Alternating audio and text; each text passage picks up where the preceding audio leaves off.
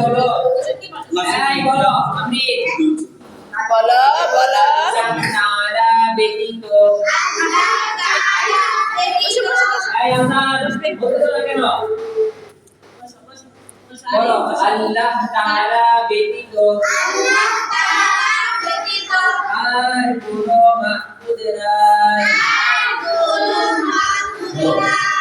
বলো সবাই বলো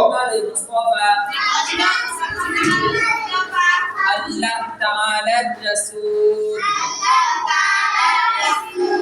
কালিমায়ে শাহাদাত আশহাদু আল্লা ইলাহা